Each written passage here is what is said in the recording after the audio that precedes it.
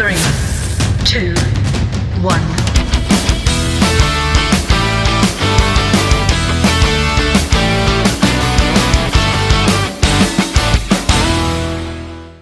The good kind of eavesdropping.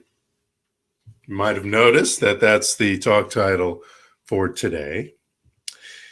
And, you know, it's considered rude, impolite, and disrespectful to eavesdrop. It's intrusive, it's meddlesome, it's nosy, and can be very scandalous when you eavesdrop. Some spies do it. That's part of their work, spies, to eavesdrop, I suppose. But I was reading that some spies do it by recording, get this is fascinating, recording the vibrations of a hanging light bulb. It doesn't work so well in lamps, but in a hanging light bulb, they use a telescope and a $400 electro-optical sensor that they put at the eye of the telescope that watches the vibrations and records the vibrations of the hanging light bulb. And then they use some common, that any of us can download, analog to digital converter software.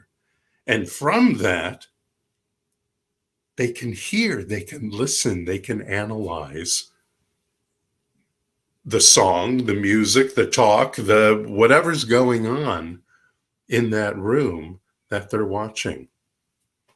But today I'm not really talking about espionage or even being a nosy Parker.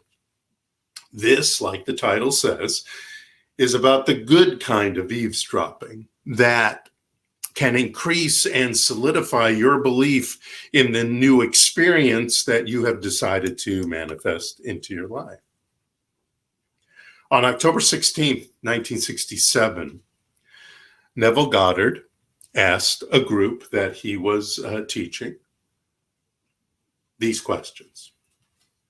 If your income had just been increased to, say, $30,000 a year from your present income of less than $10,000, how would you feel? How would your present circle of friends see you?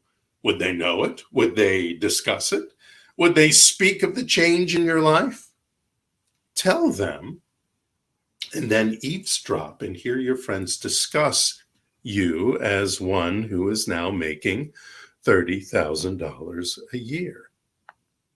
Now, remember, that was 1967, so ignore the numbers. But this came in a lecture called A Movement Within God, what you would call our use of motion with the power that is within us now. And in it, we use the law of what he calls the law of identical harvest. It is the use of, you may say, gathering of the crop, which is the description. The crop is the description of which you have decided to declare into your life. That is the crop. I have declared this, that, or the other, X, Y, Z, to be in my life. That is the crop which you are harvesting.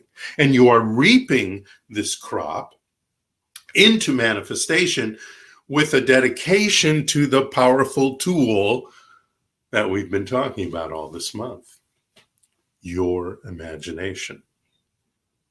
Now, I want to remind you what I have said before, and you could read this in Neville's work, in U.S. Anderson's work, especially The Three Magic Words, a great book, or even in The Science of Mind, or even in the scriptures. You can find this. Things like this: the kingdom of heaven is within. The actual three magic words of U.S. Anderson: you are God. Or as Neville says, God and your wonderful imagination are one. Now, some may think that's blasphemy. Some may think it's impossible, incomprehensible, even overwhelming. And I get it. It can feel a little overwhelming. And that's why when I talk about revealing the divinity within, or some version of that, I am working to inspire you to not be overwhelmed with the idea that God is within you. And it is there that you can manifest what it is you have decided to have in your life. But be that as it may, it's still true.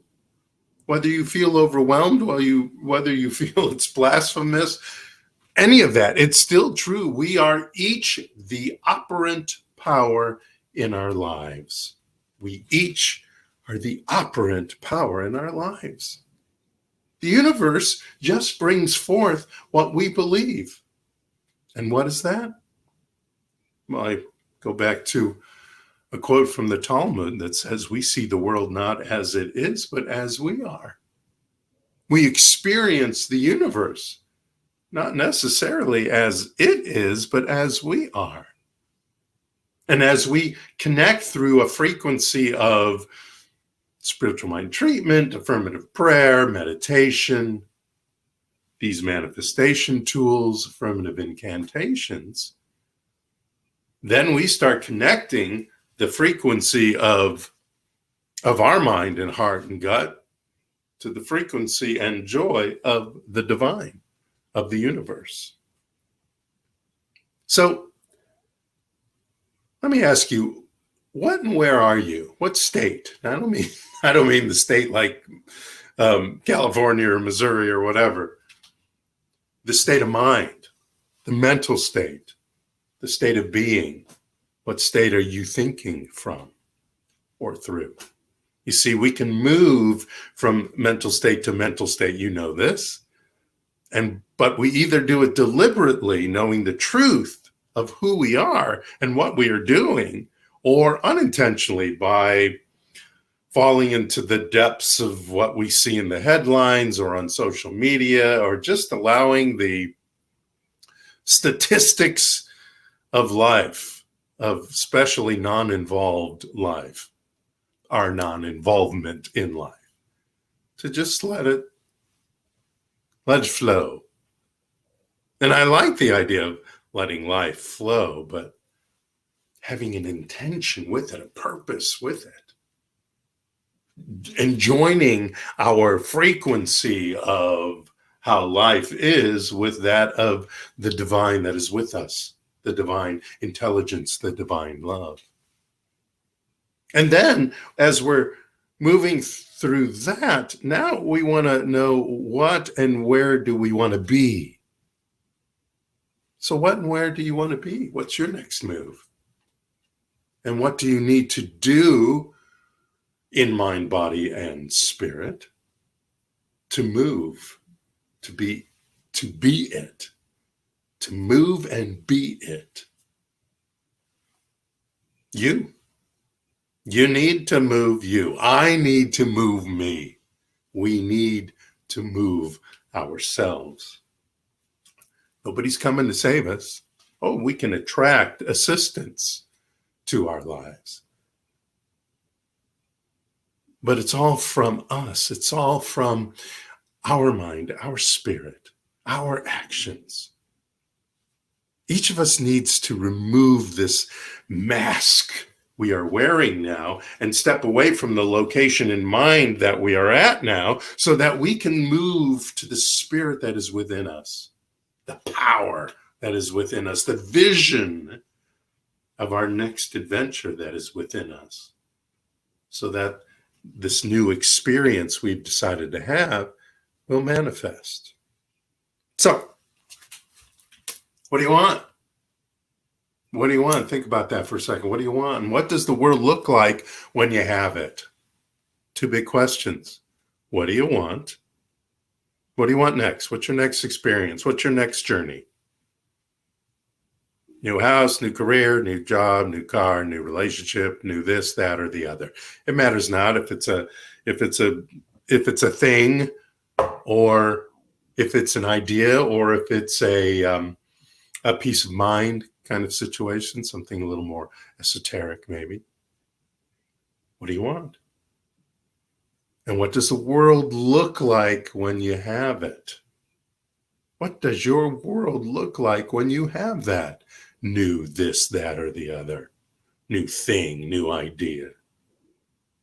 I'm going to repeat what Neville said earlier, because it's the essence of this eavesdropping technique that he's come up. It's the essence of what we're talking about today. So here we go. If your income had just been increased to say $30,000 a year from your present income of less than $10,000, how would you feel? How would your present circle of friends see you? Would they know it? Would they discuss it? Would they speak of the change in your life? Tell them, and then eavesdrop and hear your friends discuss you as one who is now making $30,000 a year. Again, don't get bogged down with the numbers. You can change them as you wish. Who cares? It could be $300,000 a year. You can even change the whole money idea completely and put it in some fabulous relationship or a new job, car, perspective on life, whatever it is. Don't get bogged down on him talking about money or even the idea, because some of you have read Neville, and some of you have gotten into the idea that the eavesdropping technique is just for money. Not true. Okay, so let's first notice what Neville asks from you, okay? First thing he asks from you in that is, how do you feel? He wants to get emotions involved. He wants to go beyond the logical, the factual, even the practical. How do you feel? How do you feel when this happens? Happy, sad, elated, tingly? At ease, peaceful, thankful? You got to figure that out. If this comes into your life, this idea or this thing comes into your life, how would you feel? How would your present circle of friends see you? That's the next question. Gets your sense of sight involved. Because you're watching them. You're watching them being excited. You're watching all these people who love and respect you, and maybe some who don't, that are frenemies, I guess they call it. How they're reacting, how they're responding to your success in whatever part of your life you're having this success. Maybe it is the money. Maybe you are now the $300,000 person. But watch that. How are they reacting? That's going to amp you up more, because these are friends being excited for you. Even the ones who might be jealous, they're still excited about this. They're excitable. They may not be excited for you, but it creates an excitement in them, this jealousy. Third question. Would they know it? Would they discuss it? Would they speak of the change in your life? Think about that. By contemplating the answers to these questions, your imaginative powers and connection deepens to this idea, to this thing that you have decided to have in your life. As you watch the responses and reactions of your friends, it brings it more real to you, to your mind, to your imagination, to your subconscious, to your belief system. And to make sure that this technique explodes with congratulatory conversations, you got to make sure and tell them in this imaginative state. Tell them and imagine telling your friends this new experience that you have had, that you are having presently. And allow yourself to enjoy the fruits of their love and support by hearing, eavesdropping on their conversations once they know it. Once they know that you've had it. Listen. Oh, wow. So great. He's so great. I knew she would do this. Boy, do they have it made. Manifesting is a holistic experience. Mind, body, spirit, the senses, feelings, using your imagination. That's what Neville is teaching in his eavesdropping technique. I've said it before. How many millions of times over the years? It's a holistic experience. You get your feelings involved as you imagine the manifestation you've decided to have. The act of imagining your good is a change of state. It's a change of mental state. It's a change of perspective, attitude, and perception. Like Tony Robbins says, the difference between peak performance and poor performance is not intelligence or ability. Most often, it's the state that your mind and body is in. So you change your posture, you change your focus, you change your life. Okay? Let's try this. Let's try this together. Come on. Change your posture. So stop whatever you're doing, please, and sit down. If you happen to be listening to this on the podcast, pull over in the car, pull over safely, and park. Just for, 5 minutes. Okay? So we've done that. Sit down. Now let's change your focus. That's the second thing. Change your focus. Get into a meditative state. So let's do this together. Let's take a deep breath. Hold it in. 3, 2, 1. Let it out. Couple more times. Let's do this. Yeah, let it out. One more time, very slowly, very deeply. And let it out. If you haven't already, close your eyes. Put them at a soft focus if you prefer. Put your feet on the ground. And allow yourself to open your mind and your heart. Oh, there might be sounds around you. There's an airplane passing by me right now. Earlier, there was somebody not happy and crying next door. Those noises, that's life. Life is around you. Life keeps going around you. You do not need a special altar. You do not need a special quiet room. You do not need special music. That is all nice. And when you do this on your own, you, of course, may enhance your experience that way, but it is not needed. And we're not doing that this morning. So just open your mind and heart. Just let it be. Allow the energy from the universe to come through you. Allow the love and power from our Mother Earth come up from your feet into you.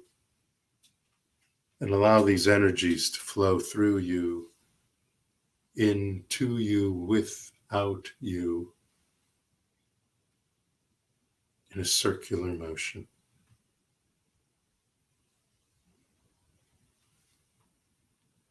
What it is you want, that's what you think of right now. See it. See it. Is that an increase in income from somewhere, from your job? Maybe it's a new job. What does that look like? Be as specific as you can. What does it look like? Doesn't have to be the exact name of a place. But what is that place? How does it make you feel when you're there? How does it make you feel with that person? Describe that person in the new relationship, whatever it is. Can you imagine peace of mind? Can you imagine your body temple doing this instead of whatever it is it's doing now? To being at peace, to being in grace. Then imagine that you have told people about this. Oh, my body temple is so healthy now. Is so at ease. My mind is so in joy every day. I am grateful. I realize, I see, I think about, and I connect to that which I am grateful for. Oh, you should meet my new friend, I guess I call them. Oh, so much fun. This person is so simpatico with me and I with them. I just got a raise and a promotion. My new book was just released and sales are just more than I thought could ever be. Whatever it is. Imagine that you have told your friends that and step away. Walk around the corner and then stop and listen. And overhear this conversation between your friends and acquaintances talking about you, talking about the new you, this new adventure, this new experience that you are having. And about the fact that you've accomplished a goal of yours. Maybe they didn't even know about that goal. And imagine hearing very clearly the things they say. Can you hear the words? Joy, bright. Such a difference. So great. It's so great to see the difference, the beauty, the joy, the happiness. So deserving. Imagine in great detail who's talking. Which friend is telling you this, or telling each other? Which friends are telling each other this, and thus you, because you're eavesdropping? What are they saying? What's the tone of their voice? What's the words they are using? And as you hear this, how does it make you feel? You're proud of your accomplishment? This is an accomplishment, no matter what it is. The receiving of something physical, or the change in your mindset. It is an accomplishment that you should be proud of. Are some of your friends saying words of praise and admiration, or are some of them jealous or surprised even?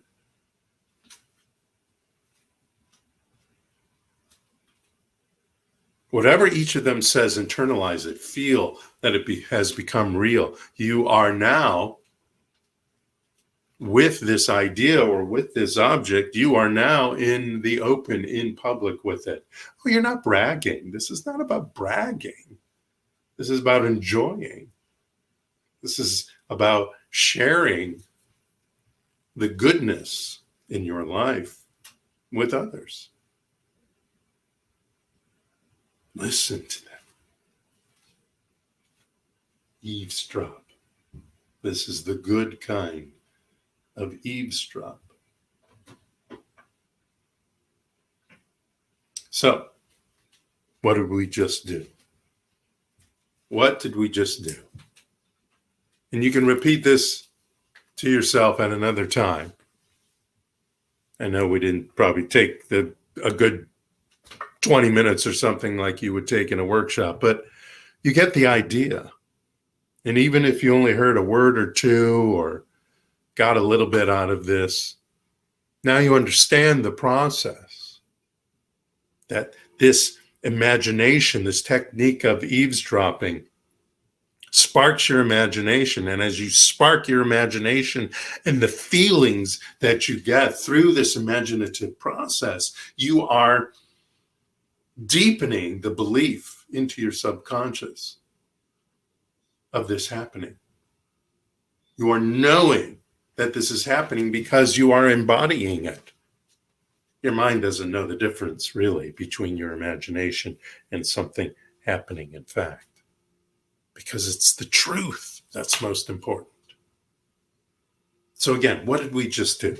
Neville describes it like this. There's a motion in God, and that movement will produce results.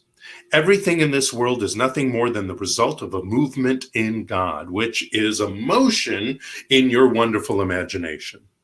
The slightest imaginal act that is a change, I don't mean just an act for you can imagine things you don't believe, but if you imagine something you believe is a change, I love this, a thrill is sent through divine being. At that moment, you have actually entered another state and made it alive and real in your world. Later in that lecture, he quotes from the scriptures of Mark that said that whatever you desire, believe you have received it and you will. Even the scriptures talk about this. Whatever you desire, believe you have received it and you will, be it in prayer, be it through the affirmative incantations or an imagination technique like the eavesdropping technique. Because you are in charge here. You are the creator here.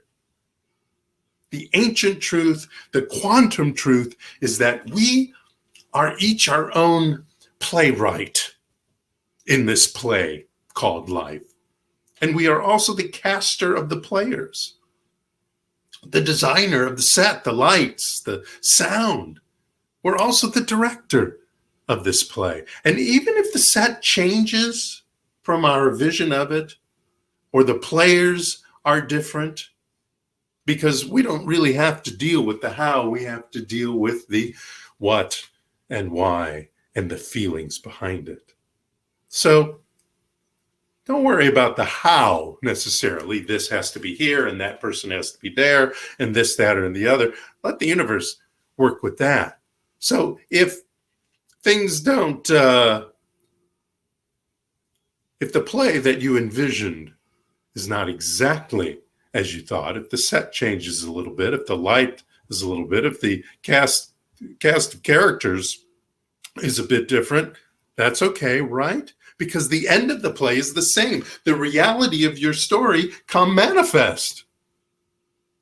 That's where you want to sit. That's where you want to know that the reality of your story has come manifest. It all begins and ends with you in your imagination, which the law of harvesting, as Neville likes to call it, the law of attraction, the law of cause and effect, as Dr. Holmes would call it, whatever you want to call it, listens to you, hears what you are imagining, figures out the how to make it happen, and then manifests it into your life. That's what the law does. That's what the universe does. That's the law's job, the how. And it may bring you little hints now and again. Hey, go do this. Hey, go do that. And you take action. You got to take action. You got to take action in mind and in body and in spirit. So I invite you to do this again tonight, to do this whole eavesdropping experiment tonight, this technique. And remember this, with knowing your divine power within and revealing that, as you speak in the present tense, when you start this technique, when you start any imaginative technique, remember those first two words, I am.